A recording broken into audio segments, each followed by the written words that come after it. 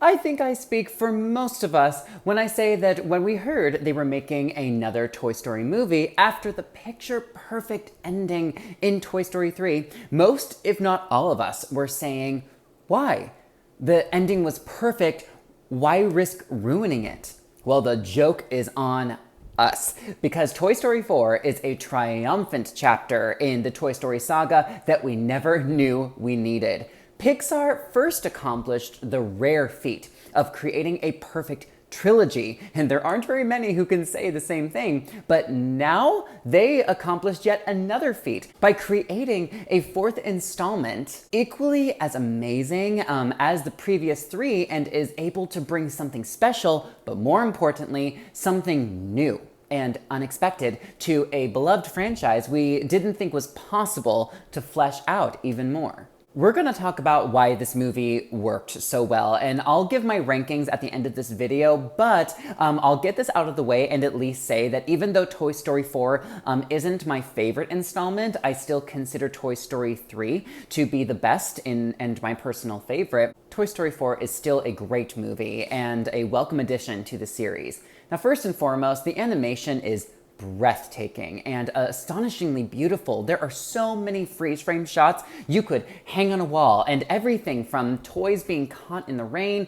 to the dusty atmospheric details in an antique shop. It's amazing how evolved animation has become, and so many settings looked photorealistic, and it took my breath away. Toy Story, of course, would be nothing without its beloved characters, and this movie is definitely a showcase piece for Woody specifically. And he's given such a poetic character arc that I thought was very interesting and impactful. Bo Peep is a welcome return since we haven't seen her since Toy Story 2, and her character evolution is fabulous, and they filled holes in the story you didn't know needed to be filled until you see this movie. I loved how they expanded her story, and it made me appreciate Bo Peep as a character way more than any of the previous two installments she was in, where she was more so a doting love interest to Woody in a couple scenes on the side. As for the rest of the new characters, they were definitely a highlight of the film, with Woody and Bo Peep still being at the front of the pack.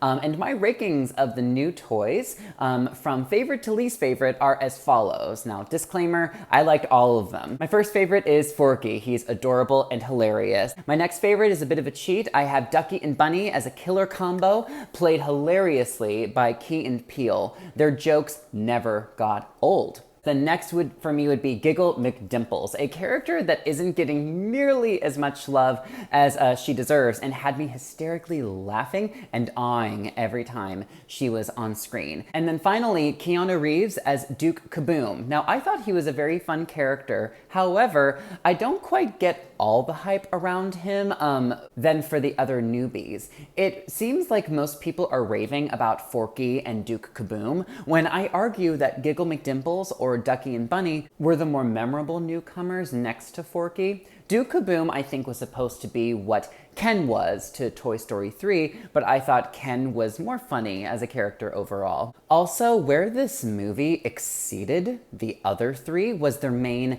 antagonist named Gabby Gabby. I feel this character was given the best arc than any of the previous villains in the other Toy Story films, and that's saying a lot.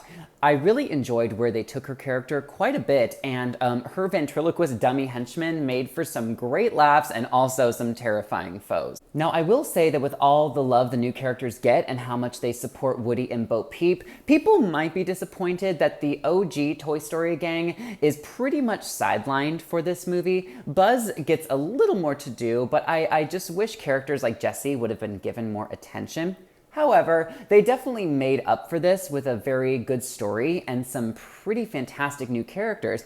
And if you think about it, Toy Story 3 was definitely a great ensemble showcase for all of the OG toys in such a powerful way that I feel it's forgivable to not necessarily focus on them as much this time around.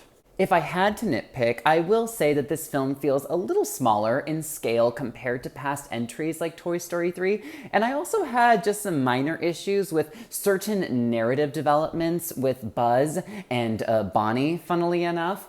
The writers made a couple choices with their characters I probably would have tweaked, but it didn't take away from the film, luckily. Now, as for my final ranking, here is my list, and I'll be clear that I love all of the Toy Story films. There's not a bad one among them, but these are just my personal preferences. My first favorite is Toy Story 3, then my next favorite would be Toy Story 4, and then followed by Toy Story 2, and finishing it off is Toy Story, the first one. Overall, I thought this film was solid. It gave us a heartfelt story, great humor, lovable new toys, and some gut-punching character moments that brought many tears to my eyes. Even though I don't feel the impact, the emotional impact was quite as strong as the impact of Toy Story 3 as a whole, Toy Story 4 will definitely melt your heart in ways you didn't believe possible at this point. And in the end, it left me saying that I'd be down for Toy Story 5 if they wanted to.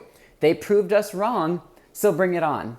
I'm going to give Toy Story 4 an A.